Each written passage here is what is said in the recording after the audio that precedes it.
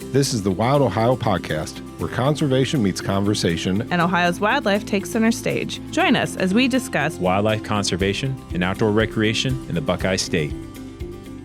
Welcome to this episode of Wild Ohio Podcast. I'm your host, John Kaufman, with my co-hosts, Abby Rodebeck, Jordan Phillips. And today we have our guest, Brad Buening, who is a wildlife officer with the Ohio Division of Wildlife. Brad, can you give us a background? We're talking to you today because you're a fun guy. Huh? Oh, wow. Had to do it. Wow. I had to do it. Some people would call me that, for sure. Yeah. A little bit about myself. I'm a mushroom enthusiast, that's for sure. About 20 plus years I've been collecting mushrooms, traveling all over several different states to even taking a mushroom course in Indiana for extra education, yeah. So your time as a mushroom enthusiast is longer than how long you've been a wildlife officer. Oh, absolutely. I've been collecting mushrooms for my early teens. Then it really started getting better as the years went on. Went to college down in Hawking. Then I did some presentations on morels. Then once I left there, I went to Van Wert County, be a wildlife officer there, and I met some really good friends that like to mushroom hunt as much as I do. And then it really kicked off from there. And now I'm doing workshops, reference morel mushrooms, and some speaking events. How did you find your way to the Division of Wildlife? Division of Wildlife, I went to Hawking College, got a degree there, then I just moved forward from there. Same as John there. Yeah. Brad was the academy right before me. So you started what county? Van Wert County. Van Wert County, and now you're in Mercer yep. County. And the benefit to mushrooms, so we're speaking to everyone listening, they're in all of the state of Ohio? Yeah, absolutely. Some areas of Ohio have more mushrooms than others, but they're definitely everywhere in Ohio. Yeah. Do you talk about your teen years, do you have a mushroom that was like a spark mushroom? What started it all? Yeah. What was the mushroom you were like, oh? I read a lot of books when I was younger, and I did go out by myself or with some friends. I do remember my first collection of mushrooms. Wasn't exactly sure what I was looking at, but from what I was reading, it looked like a morel, and that's kind of what started it all. And it turns out years later, it absolutely was morels that I was picking. That's awesome. But, I was early age at that point. I didn't have a lot of research done at that point. This might be a good place to throw it out there. We're going to be focused on morels today. We're going to really deep dive on morels, but we're going to talk about it later too. There are false morels here in the state. We have to caution folks, know what you're looking at, know what you're IDing, and some of these mushrooms can be edible. Some of them cannot be edible. Is that correct? Yeah, that's absolutely correct. So do you want to talk about the difference between false morels now? Yeah. I think let's highlight what we've got coming out through the Ohio Division of Wildlife, and then what can be found on wildohio.gov through our publications. Okay. So that was kind of why we wanted to wait and bring you in, Brad. So in front of Abby's got with her, but one of our field publications, and we have a brand new Mushrooms of Ohio, and I know that you are have provided quite a few of those photos I've noticed within that. So it's a good flip book handlet that is available on our website through PDF, as well as in hand for field identification. But yes, to your point, you always have to be incredibly careful when foraging and know exactly what it is that you are picking if you are going to consume it, because that is a tricky thing. So the difference between a false morel and a regular morel, why don't you go ahead and tell our folks what you look for when you're trying to identify these mushrooms? So in the early spring, you're going to run into what people call false morels. You got the Verpa species and also Gyromitra. There's two different types. Majority of the time when people talk about false morels, it's going to be the Gyromitra species. And there's 4 types of those. Okay. In some regions, some people do eat those, but we're getting to a point where it's more of a, know what you have and, whether or not you can identify it correctly. because 4 species, they look very similar. With Gyromitras, they have more of a brainier look to them, a little bit wavier cap to them. They don't have the pits and ridges like a morel does. They don't have the honeycomb look to it. And a lot of times with the Gyromitra, the stems aren't hollow, and that's another thing that absolutely you got to look at. And they could be different colors. Some can also be up to dark red to a light brown. But yeah, the Gyromitra, that's a one that people get confused on. But if you know what you're looking for is actually handling them or picking them, a closer observation of them, you cut them in half, then you should be able to determine that pretty quickly. What do you look for when you cut them in half? You're looking at a cross section. A true morel will have the stem attached to the cap, either at the bottom or at the halfway point, which would be the half-free mushroom. That's what we'll talk about here, the half-free morel. And that's a big indicator there. The stem is completely hollow in the true morel, and there's nothing inside there, and also the cap. So if you look at the half-free morel, if you cut that in half, the cap is going to be attached at the halfway point. Unlike the Verpa species, there's 2 of those species of Verpas. So if you cut the Verpa in half, it looks real similar to the half-free morel, but the stem is attached to the apex, the very top of the stem. So you got to look at that. And a lot of times they're pretty brittle. So if you knock one over with a stick or what have you, the cap will likely fall off. Oh, okay. Versus the half-free, which you could just destroy the whole mushroom, versus the cap falling off. So that's a big difference. We do see that a lot where people get confused that even though they pick a Verpa, a lot of times they don't get sick if they do eat it. But there is cautions to it, with any mushroom for that matter. All these mushrooms have the same function in the ecosystem. Can you tell our listeners why we see them in the spring, what they're doing, how come they're popping? Yeah, absolutely. The morels, they come up in the spring. You have a kind of a dormancy period where they don't grow. They're not growing in August or any of the hot months. They need that cold spell. And once the ground starts warming up, that's when we start looking at seeing morels starting to come up. Usually it'll start in California to Georgia in March, then just move its way north and all the way up to Upper Peninsula to Canada in the late June. So there is seasons for them. And it's a short window, so if you're going to be out looking, 3 weeks is what you're looking at there. So if I am out walking around in the woods, what am I looking for if I want to find morel? Yeah, so if you're out looking, you want to be in the right time frame. Like I talk a lot about trees. When I talk about morels, you want to look for the right tree species.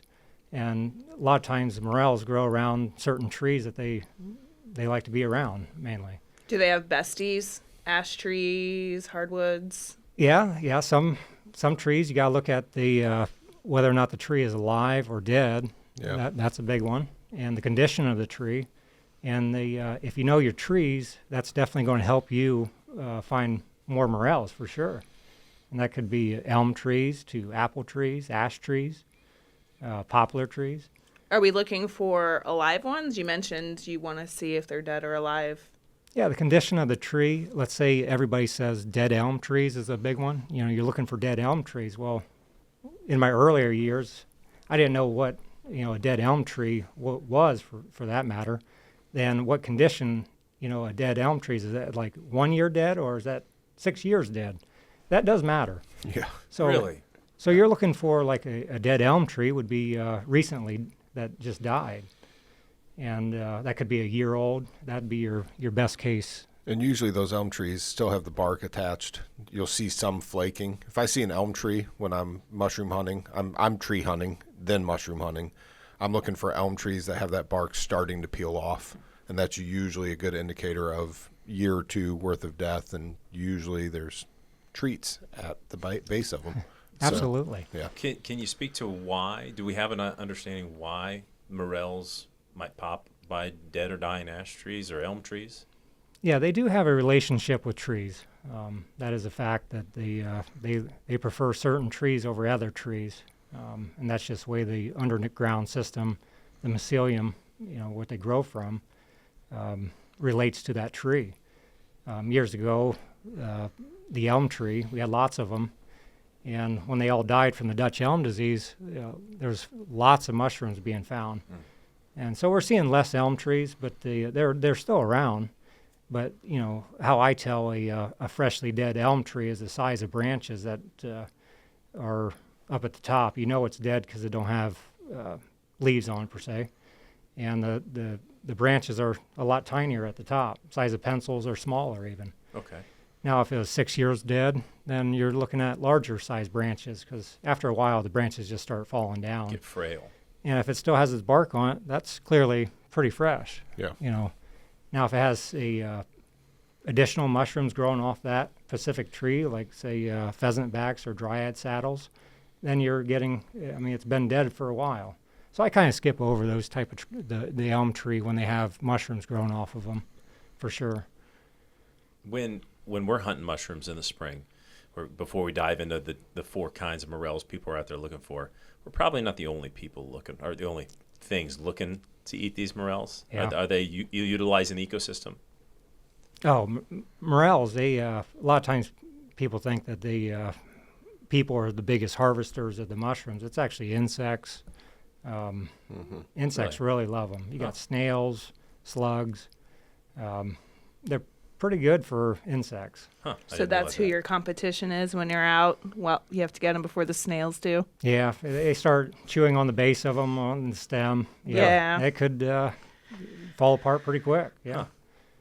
But as far as animals eating them, you have turtles that like to eat them, but I don't see a whole lot of deer just searching them out to eat them. Yeah, turkeys occasionally will knock them over. That's pretty common. I already found a morel that was in a deer bed. It was completely flattened. So if they were really after eating them, they probably would have ate that one. Yeah, that's valid. Had a goat-like smell to it. Huh. Great. I don't know. I didn't eat that one. Yeah, I wouldn't think so. I don't know if you've listened to any of our other podcasts, but you might know that Jordan and John love hunting turkeys. So, gentlemen, when you're out, do you ever also just go morel hunting while you're out there? Absolutely. Well, when things get slow, by you do other proxy. things. Yeah, so when things get slow, that's one of my favorite things of spring period, is there's so much to do. Everything's greening up. All the birds are coming back, chasing turkeys. But Wildflowers are popping. Yeah, when they're not gobbling, I am eyes to the ground looking for morels and deer sheds. So it's, that's usually when I do the majority of my morel mushroom hunting. There's lots to do in early spring. There's so much that we hear about, and I was hoping that you could talk a little bit to it of like the May apples being shin high or the soil being a certain amount. Like when you're talking about spring and this short kind of window for these species of morels, but we are gearing up towards that. What are you using to be a little bit more successful in the woods? Because I'm assuming that you're not just going to your spots, which we haven't really talked about how coveted these spots are, but We'll get there. Quite coveted. But what are some of the resources that you like to utilize as you're preparing for the morel season? Soil temperature is a big one. You have to reach a certain soil temperature before they start growing. And that's pretty common. I use a Greencast website, shows the soil temperatures all through the United States, and you can just follow it up through Ohio. It's pretty informational if you know what you're looking at. Soil temperature is important. 52, 55, what are we looking at? Or when do you start getting excited and expect to see morels on the landscape? Yeah, so as far as the black morel, that grows at a lot earlier stages. As far as the ground temperature can be cooler, 45 to could be 48. But the yellow morel usually is about 50, 52. In the 50s is when I start actually getting real excited about it. Okay. But yeah, a lot of people say the oak leaves size of a squirrel's ear or May apples so high. Yeah.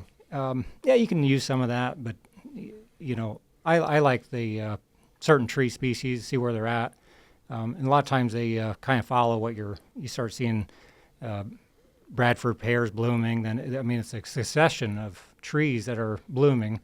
And once you determine which tree you want to start looking at, then you can just do it that way also. But I have a thermometer that I stick in the ground, Okay. and I take soil temperatures. Really? Oh, absolutely.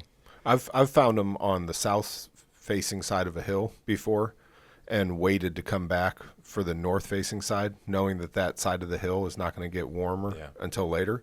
And sure enough, I've been successful in finding them later, up to 2 weeks later at that same location, just where the sun wasn't hitting. So undisclosed location. Yeah, you're going Of to have course. places that heat up faster than others.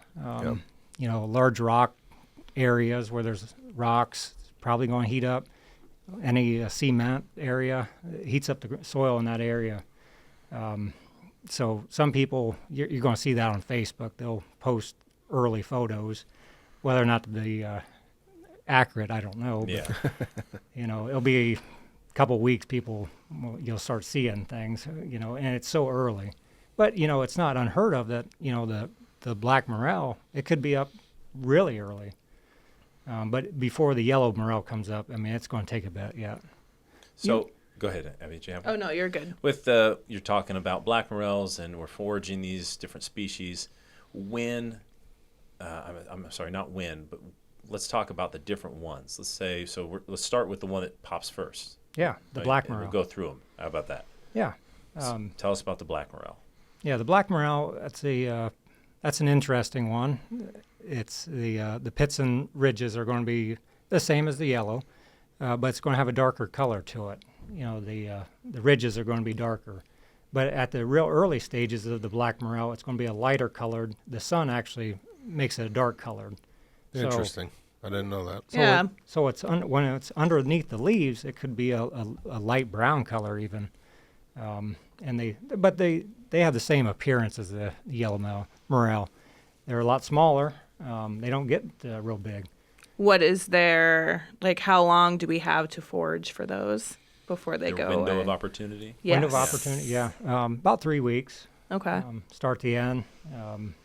But Marchish. you can still find the black morel late season. They're not going to be in good condition, depending on the weather. But you can. Right. But the optimal growing time is pretty limited with those. So what would be our next one after blacks? The half freeze and will be the next one for sure. And what's the? I guess I'm trying to think. I'm trying to find out where to go. You see, so You're not going to if the black find morel out is here. popping early, you're looking for places maybe the south-facing slopes where it's getting warmer faster. Are you talking about elevation, creek bottoms? All the above, right? Yeah, there's Dense woodland. a lot plays a factor into that. You have moisture is a big one. That lots of moisture definitely helps out fungi. Yep. And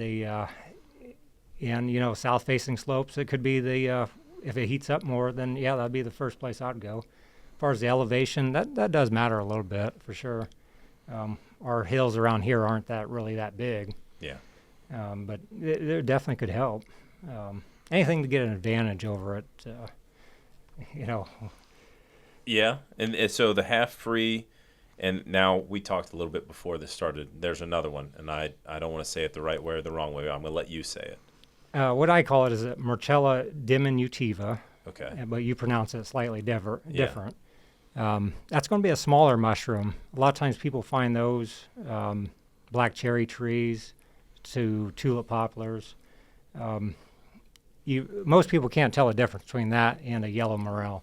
Really? The main difference there is the pits line up going down the cap. So instead of having a large various honeycombs, all intermixed pits and ridges, the ridges are going to be slightly aligned with less pits. Is that what folks are calling the gray morel? I've always heard folks refer to as a gray morel. I've also heard the term gray morel. So. Yes, that's a name. Also, tulip morel. Okay. Okay. I'll tell you, it wasn't until we got an advanced copy of the mushroom guide, I didn't know there were what I would pronounce as diminutive diminutiva morels, and I didn't know eastern half-free morels existed. I knew about blacks, the black ones, and the yellow common, and they're very delicious. But I did not know these other ones existed. Yeah, the half-frees are pretty neat. They're easy to tell what they are just by the stem. You know, it's not going to be like the verpa. The verpa is going to have cottony substance. It's going to be fibrous. So you cut that in half, it's going to be filled up. Versus the half-free, which looks similar, but the stem is going to be completely hollow. And a lot of times with the stem, it's going to have it's punctuated. It's going to have little pointy things on it. That's where the Morchella punk types, that's what you're looking at, the name comes from. So I'd say the yellow, the last one we haven't discussed in depth, is probably the most commonly. When you talk about Facebook pictures, that's what I'm seeing folks posting pictures of. And tell us about the yellow. Yeah, a lot of times, like when people call me or tell me that they found mushrooms, I always ask them, what do you got, you know? And a lot of times they're like, what's the sponge mushroom? It's the morel. Yeah. Now, which species are you looking at? Is it black or yellow? But yeah, the yellow is the most sought after mushroom out there. It can grow fairly large. Like, you know, you found them already the size of pop cans. Yep. Yeah, those are prized mushrooms. Those are nice. But yeah, same thing. The pits and ridges, it's going to be a honeycomb cap. That's one thing all morels have in common. That is correct, yeah. Is the honeycomb, spongy cap, deep pits, ridges. Yep. Absolutely. So like the yellows, I have always, my limited experience, I've started mushroom hunting like in college. We would find the yellows in lower kind of sandy soils. Can you speak about why I seem like, and maybe that's just where I found them. But then we talked to folks who would hunt on the ridges and shelves of hills. So what would be the benefit to looking in the bottoms or looking in the shelves? Yeah, I think a lot of people, you're looking at the substrate, what they're growing in. If you're looking at like a clay soil, heavy agriculture around that area, you may not do so well. But if you go to the forest and, you know, there may be a little bit sandier, a little bit more decomposed matter, and the soil feels nice, you know, damp, and it's easy to, it's not clay. So that's why you see so many people going to Michigan. The soil is so much better, it's sandier, and that it helps water, moisture also to filtrate through there. A lot of times if it's an area where it's too wet, that's no good either. Yeah. You know, just because you have water don't mean it's always great. Yeah. You know. If it's completely saturated all the time, that's normally not good. Okay. Can you talk to us a little bit about the etiquette of foraging? I know one of the fun things about it is like when you find a spot, you don't tell anybody.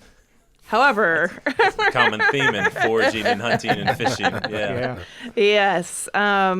You both are wildlife officers. Is there any legalities surrounding it? Like what's an etiquette that we should follow?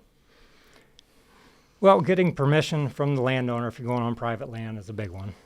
So majority of Ohio is private land, so you got to get permission from the landowner. And that's just simply knocking on the door, telling them what you're doing. I've done that many a times, you know, and they more than likely they don't even know there's mushrooms out there. Right. Next thing would be, you know, don't leave trash. If you're hunting public areas, you know, there will be other people out there hunting. More than likely you're going to could be in close proximity. So sometimes you want to give them space, just be the nice thing to do. You know, if they're down picking, you probably don't want to run up to them and start picking their mushrooms that they're trying to pick. That they found? Yeah. Yeah. Always use common sense with that.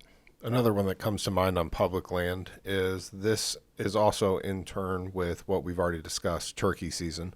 So a lot of times I will run into mushroom hunters as I am leaving the turkey woods. I know quite a few folks that will kind of wait until that afternoon time frame where the turkeys have already dispersed and you don't really have as much pressure in the woods.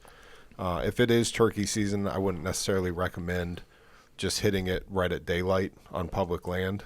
That's a good recipe for some conflict there. You can certainly do that, but just being cognizant and aware of your surroundings. Yeah. It's always helpful.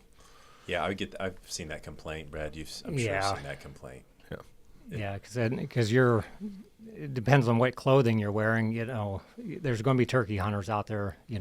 Sometimes It's everyone's woods, so I mean, we all make it work. But just something if I'm just going to the woods to morel mushroom hunt, I'm going to give the morning to the folks that are pursuing those turkeys, and I'm going to start thinking about the mushroom pursuit around like 1, 2 o'clock in the afternoon. Yeah. That makes total sense. Give them the first half of the day. And you still may run into a turkey hunter later in the season as the day goes full, but I think it's just more of a tip of the hat and appreciate it if you wait to enter into those woods and start romping around. Yeah, because if you think about some of the mesh bags that people carry, they have the white, red, all sort of different colors. So that's not always a good thing if there's turkey hunters out in the woods. Horrible thing. Yeah. Now, you talk about a mesh bag. Yeah. Can you expand on that? Some of the equipment that people carry, mesh bags is a big one. All sort of different types of mesh bags. Some people use potato sacks to onion sacks, bread bags. It's not really recommended to use bread bags because they're made of plastic and it can contain the heat of the mushrooms and the weather outside. So, what's your preferred method? 100% the mesh bags, it can release spores, as you're walking, you can release some spores, but a lot of times with that, the spores are already released before you even picking the mushroom, millions of spores from the mushrooms. So the mesh bags, I think, is more of preserves your mushrooms a little bit better. So when you're picking these mushrooms, Brad, are you let's say we come out to a spot and we find one morel, and there's just one, but then as you start looking in true morel mushroom hunting fashion, if you find one, slow down because you've probably walked over 3. Get down on that level, start to look out, see what's there. How are you picking these? Are you just picking the cap? Are you taking a shovel? Are you digging them completely out? What does picking a mushroom out of the soil look like to you? Yeah, there's a wide variety of how people pick mushrooms. Sometimes they pull them out of the ground or they cut them off. I prefer cutting them off with a knife.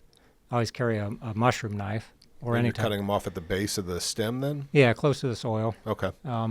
Because if you pull them out of the ground, all you're ended up doing is having a big bowl of mud or soil. Then you take that and you throw it in your bag. Now you have soil and sand all over your mushrooms, and you're going to notice that with the half-free morel, it's hard to clean them. Okay. Once you get dirt on them. But the yellow morel is a little easier to clean, but the half-free, you can't hardly get that mud off that stem. So. And it's because the pits are deeper? Or the ridges are It seems deeper? kind of it soaks up the dirt and soil. Gotcha. The half-free. I'm curious on what a mushroom knife is. I do have one in my bag, but mine has a brush on it. So if you do get soil on it, it can brush off any soil on it. So you brush off any soil, Yep. throw it in the mesh bag, and keep looking. Yeah, absolutely. What other tools, I like... Thermometer. A thermometer. Right? What other stuff Thermometer. Does a successful mushroom hunter... It seems like a pretty low impact. You don't have to take a lot of stuff, but what stuff would help people? Yeah, it doesn't take much equipment. It's not like you're out hunting turkeys or anything like that where it requires a bunch of equipment. But, like a compass would be important. I use a back tracker and a GPS. Mm-hmm. Depending on where you're going, it could be pretty large woods. So you don't want to get lost. Bug spray is a big one. Yeah. If you're hunting late season, you could run into mosquitoes. Ticks is a big worry. Always prepare for those. Mm-hmm. Do you carry a tick key with you? Not a tick key, but I do carry a spray. I always spray for those because I don't want to be worried about ticks. And if you're worried about being lost and ticks, it doesn't really enhance your experience out there hunting because then you're worried about the tick problems. Have you found in your foraging for these morels that when you find them in a certain location, it's kind of tried and true that they're always in that location when you go back the next year? Or is that just kind of a good jump off point for you? Well, sometimes they do grow in the same areas year after year. And I talk about the trees, the status of the tree. Is it alive or dead? If you're finding mushrooms around a live tree, then more than likely you're going to find those mushrooms every year when that tree's alive. Now, if the tree's dead, good chance your window for that area could be pretty small. I hunt some areas where one year it was excellent, the following year it was great, and it started declining to a point where the trees are no longer there. Yeah. So once the trees aren't there, then it's time to move on. So then you look at different areas. Nice. I see the walking stick, going back to equipment. That's your walking stick you brought in for us today, Yeah, right? yeah, that's my walking stick. How many miles do you normally put on, or how many would you tell folks how long they got to walk, how long they got to look? Well, it could be... Depends. It really depends. How hungry are you? You can find mushrooms as soon as you get to pretty much out of the vehicle to, it could be miles. Yeah. And I walk miles. It could take a lot. But way I see it, as long as you have a full tank of fuel and it's mushroom season, you can find mushrooms. Just keep hunting them, huh? Yeah. So I think, a light first aid kit, water, snacks. You talk about the walking stick. Your walking stick is a 5-foot walking stick, wooden walking stick. You've got a nice hand-carved morel on the top. Good hiking shoes. Yeah, comfortable clothing. And then to your point, just pace yourself and have fun with it. Yeah, 100% pacing yourself. Yeah, and just be encouraged. I have found a lot of times that I will be, again, tree hunting. I will find an area that it's like, we should be finding morels here, and I might only find one or two. I'm notorious for only finding one or two. And you can get discouraged when you're in a spot you feel like should be producing a lot more, and you're only finding like that one or two. But if you stick with it, it can be incredibly fun. It's rewarding. Abby, to your point, stuff like wildflowers are coming up. I've learned a lot of my wildflowers just by being out there looking for morels. Yep. So it is a lot of fun to do. Last year we had an employee from the Division of Forestry come to my dad's property to help us like inventory what trees were out there, and I saw so many different types of mushrooms just walking around with her. It was a lot of fun. How about some mistakes you see first time, or advice you'd give first time mushroom hunters? So hopefully we have listeners who want to get out there and maybe take away some good stuff and some not do's. Yeah, I think people get discouraged. Like you said, they go out, they don't find anything, and they're wondering what they're doing wrong. It's not so much doing wrong as that the mushrooms may not be there, or somebody could have already picked them. Yeah. I see that a common. I get to an area where I think there's nobody been there, and I find a bunch of cut off mushrooms.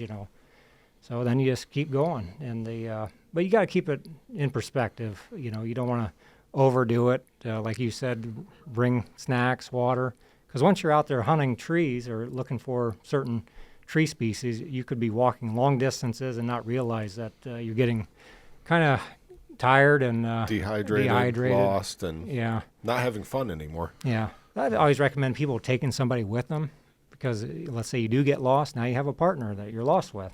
Woohoo! Well, so I'm going to jump on this real quick before John does. But Brad, if you ever need anyone to go with you, I'd be more than willing to assist you in that. I used to love mushroom hunting. I just don't seem to find the time in the spring anymore to do it. I look with a all little the bit around turkey the hunting house. you do. Well, and kids sports and stuff like that. It's just it eats up. But taking someone with you, multiple sets of eyes. I multiple times have been hunting mushrooms. And you don't necessarily have to be quiet when you're looking for mushrooms. Yeah, you don't have to be quiet. Sometimes if Jordan and I were mushroom hunting, he only finds 2, but I find the other 4 or 5 that he didn't see. Because it takes some, would you call it skill, Brad, once you start seeing them, looking for what you're looking for? I mean, we have the little display here that shows kind of the idea of what a morel looks like. If you've never found them, what do you think? How many times do you have to go out there and look for them till you start really seeing them? Like Jordan says, once you find one, you want to slow down. Yeah. Because your walking speed, matters. If you don't know what you're looking for, if you're walking at a fast rate, good chance you're not going to see them. Yeah. And especially the black morel, even for me, I got to really slow down for those. They're harder to see. They're not going to be like a large yellow sticking out, out in the open. Yeah.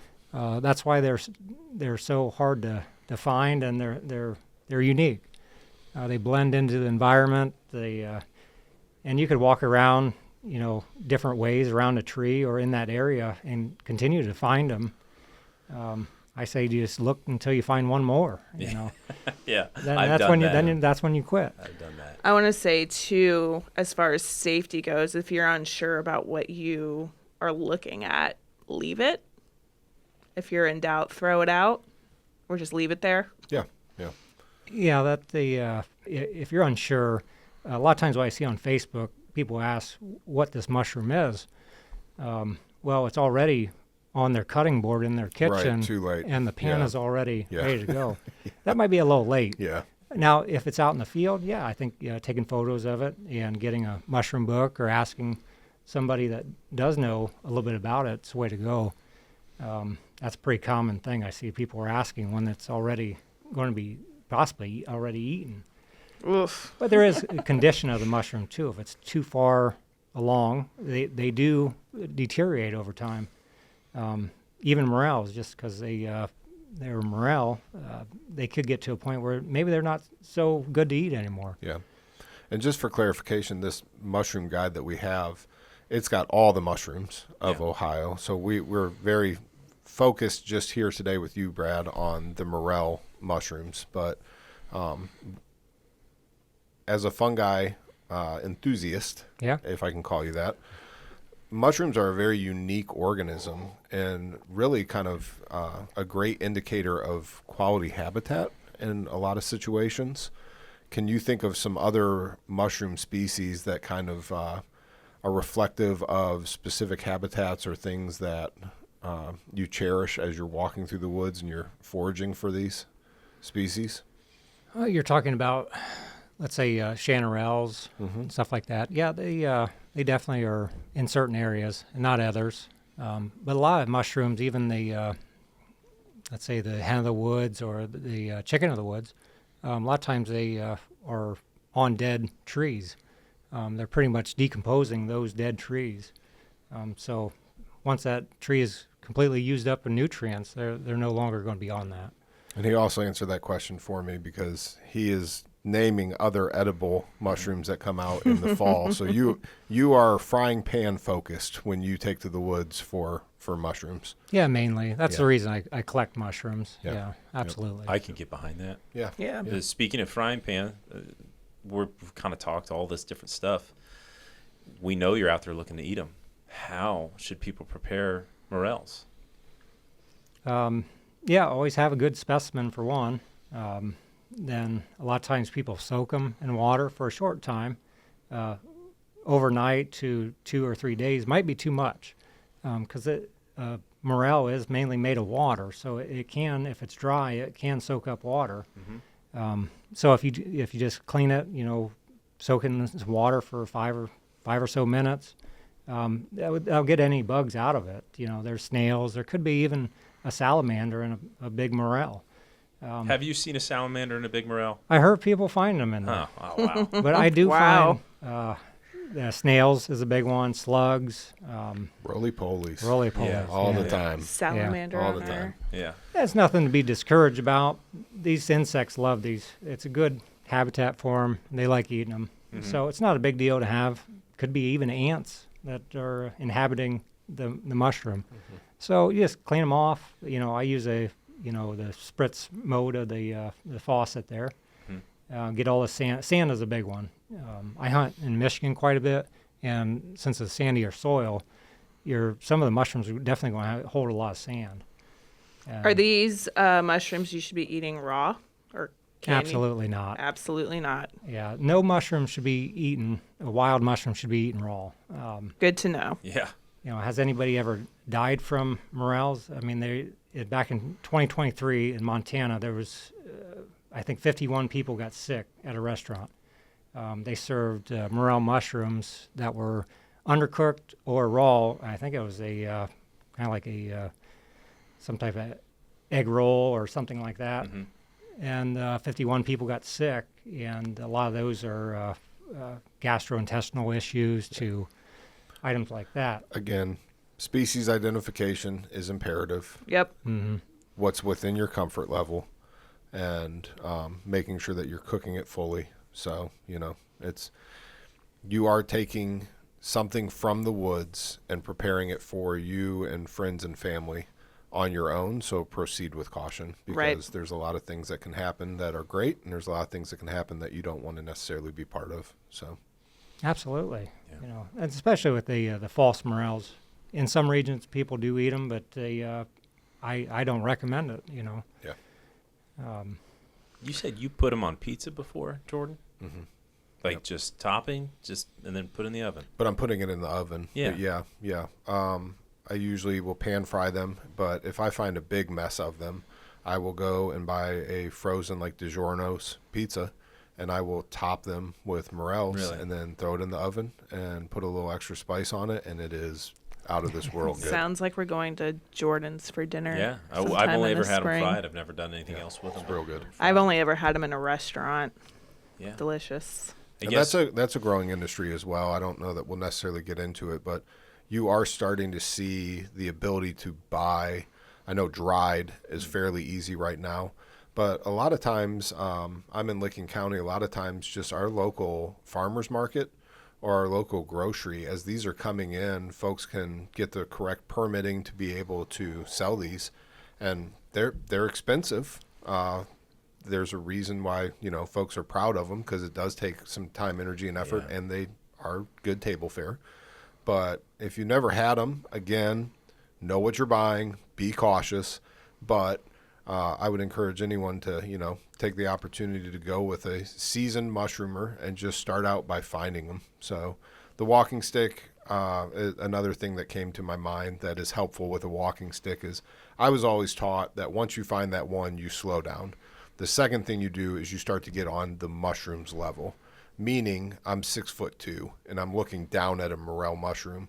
The walking stick is very beneficial because I can kneel down and start to lift up some of that multiflora rose, some of those briar patches that maybe are overlooked by other mushroom hunters because they're prickly and you don't want to get in there. Mm-hmm. But just the change in elevation and kind of putting the topography as more of like a horizon than opposed to a bird eye view. Yeah. And you'd be amazed how many start to just kind of pop up out of nowhere when you do something just that simple. So, Brad, talking about hunting, you do an event. Before we let you go, I want you to talk to the community here about the event you're putting on. Oh, yeah, the workshop. It's going to be April 26th, 12 to 2:30 p.m. in Preble County at the Woodland Trails. It's going to be pretty fun. It's going to be an outdoor event mainly, which I normally talk beforehand, but it's going to be probably going out and looking at some things we can see in the spring. But that's at the end of April. So fantastic. If people want to sign up for it, we had workshops in the past few years, but those were mainly indoors. And I mainly give a presentation on morels. Mm-hmm. And people really enjoyed that. We always had people asking, can we go outside? Yeah. It wasn't geared for that. But now it is an outdoor event. So Part two. Yeah, so folks can find that information on our website, wildohio.gov. That's going to be under the events calendar. Woodland Trails is a wildlife property that we have that is in District 5. So appreciate you helping out the outdoor skills specialists with that. I'm sure that'll be pretty well received. And yeah. District 5 is Southwest Ohio. Mm-hmm. Correct. Yeah. Yep. Well, Brad, I appreciate you coming in and sharing all your knowledge and your enthusiasm about morels. I've learned some stuff that I've just kind of hunted them as a side thing. Yeah. It sounds like Jordan's done a lot more than you and I have. Mm-hmm. But thank you for coming in. Appreciate it. Yeah, it's a fun, I appreciate you inviting me here. I always like talking about mushrooms. Absolutely. Well, thank you for tuning in to this episode of Wild Ohio Podcast. Hopefully you can check us out anywhere you listen, subscribe, and tell your family, tell your friends. And in the meantime, we hope to see you outside. Sounds good. Thanks, guys.